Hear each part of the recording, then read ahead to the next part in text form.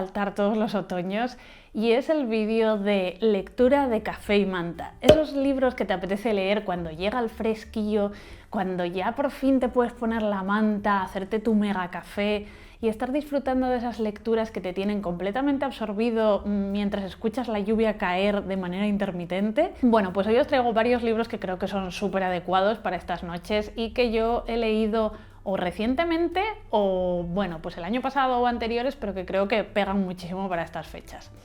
Y el primero que os quiero recomendar es el libro en el que he estado imbuida, con el que he estado totalmente obsesionada el último mes. Es una lectura que forma parte de un reto que estoy haciendo con mi Patreon, con mi aquelarre de Dark Academia.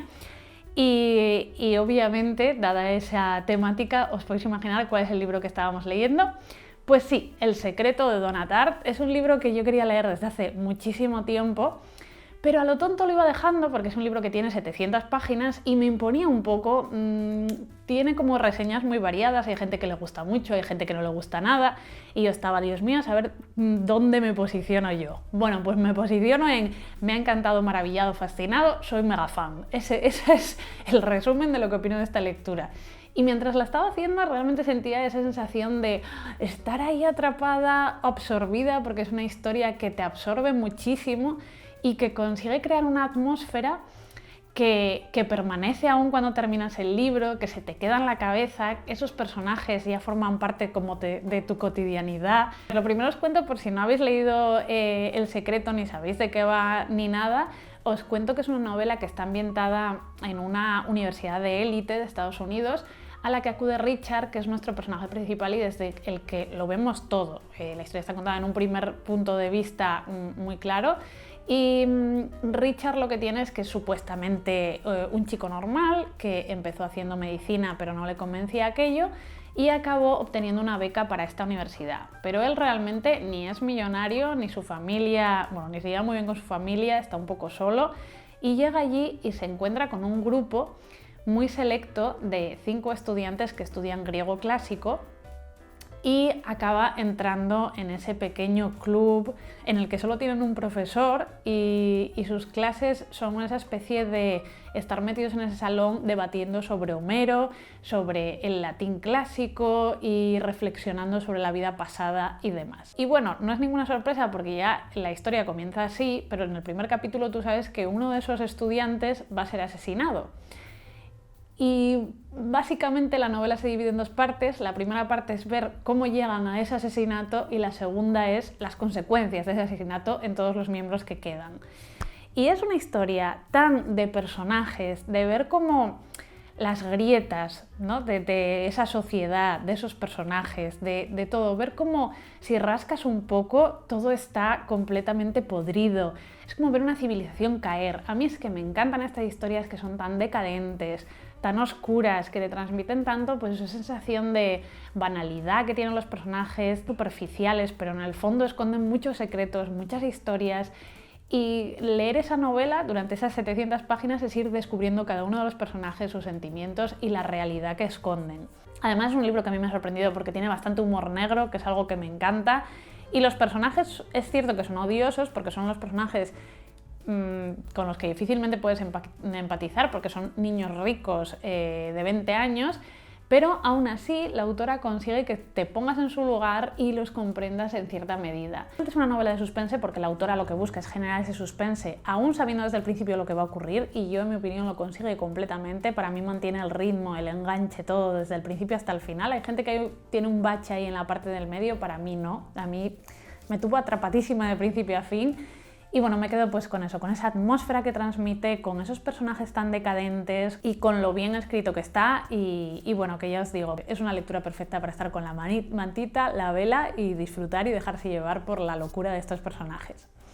Otro libro que es perfecto yo creo para estas fechas es La temporada de las apariciones, que es una novela, bueno, no es una novela, es un libro que recoge varios relatos de diferentes autores. Por ejemplo, tenemos a Bridget Collins, a Elizabeth McNeill, a Kieran Millwood Hargrave, que yo de todos es la única de la que había leído algo.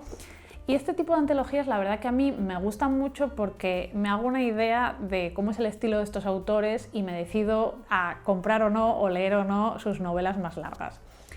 Todavía voy por la mitad y voy a seguir estas noches de noviembre leyéndolo, pero ya os digo que es una antología que yo creo que gustará a todos los que les gusten el estilo de narraciones victorianas de fantasmas. Al menos las que llevo leídas son muy en ese estilo de clásico cuento de fantasmas.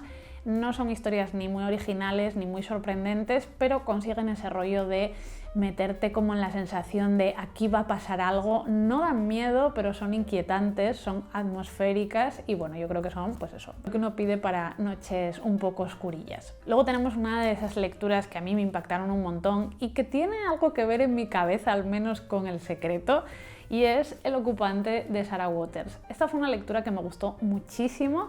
Es bastante más inquietante que El secreto, pero creo que comparte esa especie de decadencia y esa atmósfera siniestra, oscura, en la que sabes que va a pasar algo, pero no sabes cuándo ni cómo, pero estás esperándote que ocurra toda la novela. Y también es un libro que es muy de desarrollo de personajes, que engaña constantemente al lector, que tú te crees que los personajes son de una manera y luego va la historia deviniendo por otro lado.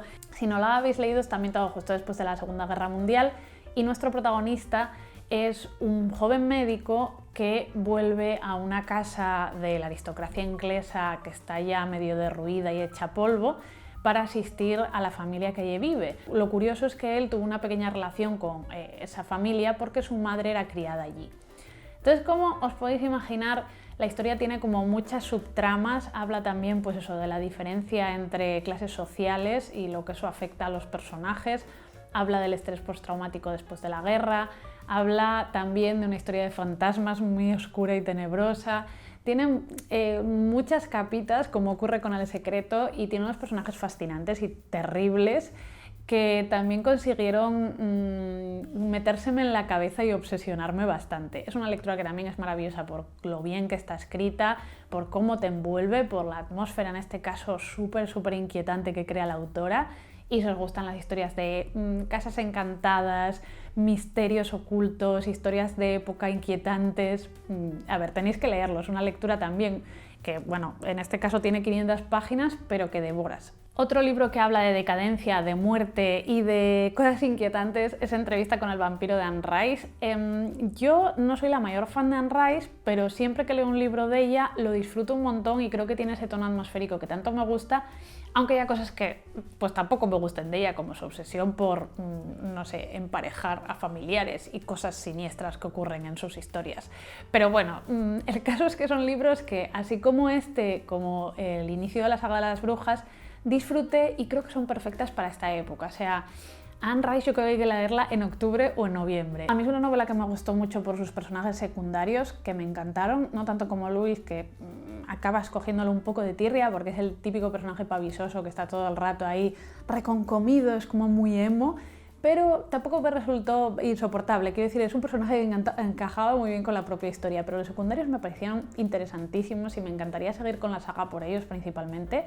Y también por la ambientación, esa ambientación de Nueva Orleans, de París, más clásica, que se va entrecruzando con el tiempo presente. Eso es algo que hace siempre Anne Rice, que a mí me gusta mucho, cómo va contando diferentes líneas temporales. Y siempre me gustan más las historias del pasado, pero bueno.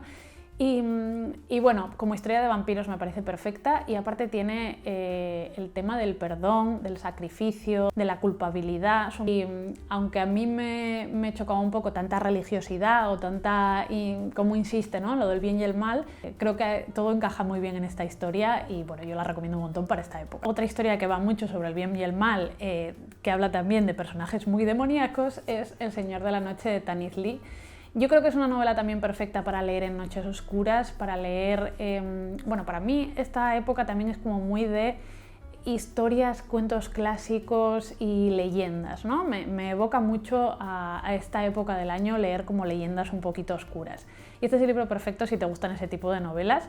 Es una novela que te va a gustar si te gustan los relatos y si te gustan las novelas, porque en realidad son historias que están interconectadas, de personajes que aparecen, que desaparecen.